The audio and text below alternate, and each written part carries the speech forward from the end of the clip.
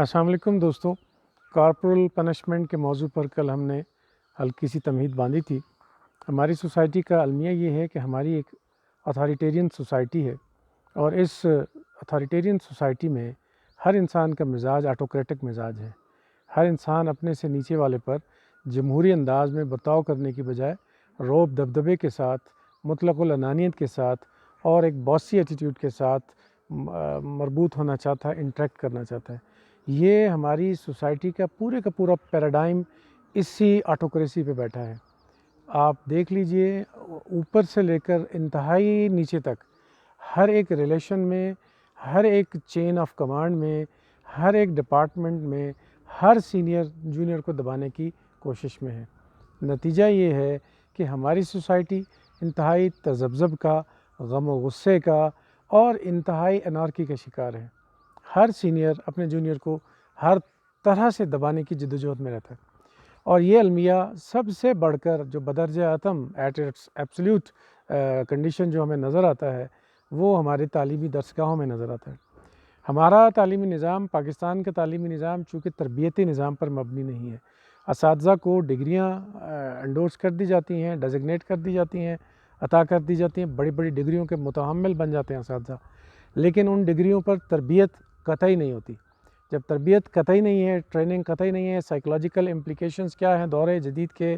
نسل نو کو پڑھانے کے اعتبار سے، اور بیہیویئرل ڈائمنشنز کیا ہیں نسل نو کو ترتیب تشکیل دینے کے اعتبار سے، ان کا ہمارے اساتذہ کو قطعی ادراک نہیں۔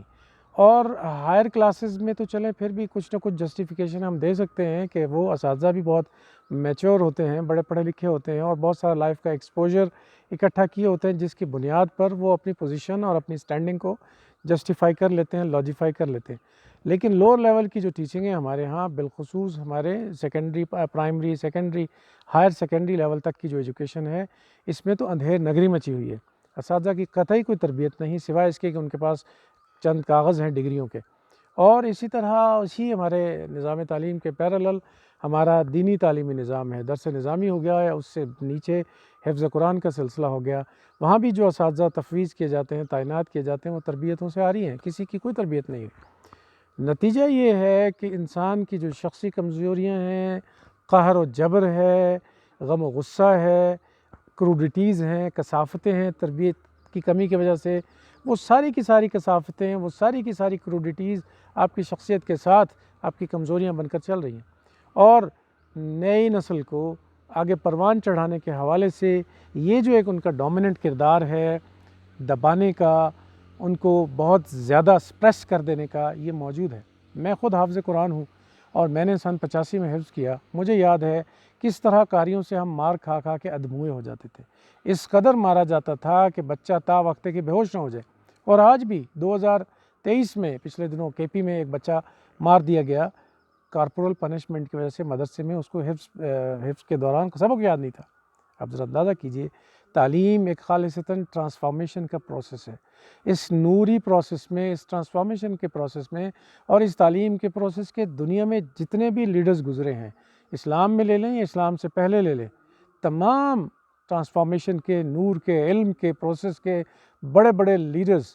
بڑے مشفق، مہربان، انسان دوست، انسانی قدروں کو جاننے والے، انسانی قدروں کو عزت اور وقت دینے والے۔ آپ جناب رسالت مآب صلی اللہ علیہ وسلم کی زندگی کا احاطہ کر لیں، کہیں دور جانے کی ضرورت نہیں۔ آپ فرما رہے ہیں بعثت معلما، میں استاد بنا کر بھیجا گیا ہوں، تو کیسا ایک ماڈل استاد ہے؟ حضرت نبی اکرم صلی اللہ علیہ وآلہ وسلم نے آج تک کسی کو جھڑکا نہیں، یہ کیسے استاد ہیں؟ ہم ان کے فالورز ہیں، پھر اس کا مطلب ہے کہ ہم منافق ہیں، ہم نام نہاد فالور ہیں ان کے، ہم منافق ہیں ایک درجے کے، کہ ہم جناب رسالت مآب صلی اللہ علیہ وسلم کا نام لینے والے، ان کے نام لیوا، ان کے پروکلیمر، اور آپ صلی اللہ علیہ وسلم کے تیرے حسن خلق کی ایک رمق میری زندگی میں نہ مل سکی، میں اسی میں خوش ہوں کہ شہر کے در و بام کو تو سجا دیا، اور آپ صلی اللہ علیہ وسلم کے حسن خلق کی ایک رمق بھی نہیں ہے ہماری زندگی میں۔ آپ نے اپنے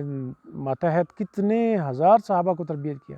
کبھی کسی سے، حضرت انس آپ کی تربیت میں رہے رضی اللہ تعالیٰ عنہ، ایک دفعہ ہلکے سے ناگواری کے اظہار پہ آپ صلی اللہ علیہ وسلم نے صرف اتنا فرمایا، یا انیس، کسی کام سے وہ دیر ہو گئے۔ تو آپ ذرا اندازہ کیجئے کہ ہمارے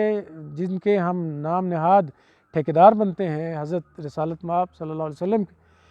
امام الانبیاء کے، ان کی زندگی شفقت سے، محبت سے، مہربانی سے، رحمت سے بھری پڑی ہے، اور ہم ایسے ڈھونگی ہیں، ہم استاد بن جائیں تو کوشش کرتے ہیں کہ ادھیڑ کے رکھ دیں اپنے بچے کو، یہ نہیں سمجھتے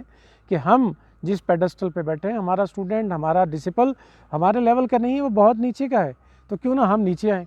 تو ہماری ریاست کی 75 سالوں میں اور بہت سارے جرائم میں ایک جو بہت بڑا جرم ہے کہ محکمہ تعلیم کو، محکمہ تعلیم چاہے وہ مذہبی ہے، محکمہ تعلیم چاہے یہ دنیاوی ہے، طبی علوم ہے، ان کے ہاں تربیت کا نظام پیدا نہیں کیا۔ جب تربیت کا نظام پیدا نہیں کیا تو لولہے لنگڑے اور اپاہج استاد مارکیٹ میں آ رہے ہیں، جن کی کوئی شخصی تربیت نہیں، کوئی نفسیاتی تربیت نہیں، کوئی بیہیورل ایپٹیٹیوڈ ان کو نہیں سکھائے گئے، جس کے نتیجے میں وہ تجرباتی بنیادوں پر بچوں کے ساتھ بہت زیادہ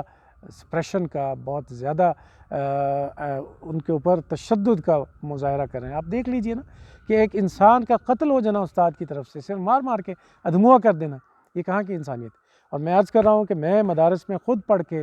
ان ماروں سے، ان ہولناکیوں سے، ان اندوہناک صورتحالوں سے گزرے ہیں کہ کس قدر شدت سے اساتذہ مارتے ہیں۔ اس وقت تک مارتے تھے کہ جب تک بچہ بے ہوش نہیں ہو جاتا تھا، پھر اس خوف سے کہ یہ مر نہ جائے اس کو بخش دیا جاتا۔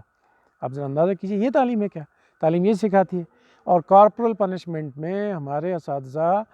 بدرجہ اتم، ہر سیکٹر کے اساتذہ بھرپور انوالو ہیں، بہت تھوڑے ہیں جن کو ہم استثناء دے سکتے ہیں، جن کو شفقت کی چھتری کے نیچے ہم ڈال سکتے ہیں، ورنہ اکثریتی اساتذہ اسی طرح کے ہیں، جابر، قہر قسم کے، قہاری ہیں۔ تو ایسے ماحول میں جو بچے، جو نرسری ہمارے نتیجے میں پروان چڑھ رہی ہے، وہ غم و غصے والی ہوگی نا، پھر یہی ہوگا کہ سوسائٹی میں موب کریٹ ہوں گے، جتھے پیدا ہوں گے، بلوائی پیدا ہوں گے، چونکہ غم و غصہ ان کے نفسیات میں دبا دیا گیا ہے، ڈال دیا گیا ہے، مار مار کے ان کو، پیٹ پیٹ کے ان کو اس قدر زیادہ ڈھیٹ بنا دیا گیا ہے کہ ہلکا سا بھی کوئی ان کو ادھر ادھر کا جھانسا دیتا ہے مذہب کی بنیاد پر یا سیاست کی بنیاد پر، وہ مرنے مارنے پر تلاتے ہیں۔ یہ ہماری سوسائٹی کا المیہ ہے، اور اس کے نتیجے میں ہم بہت زیادہ وائلنٹ نیشن ہے۔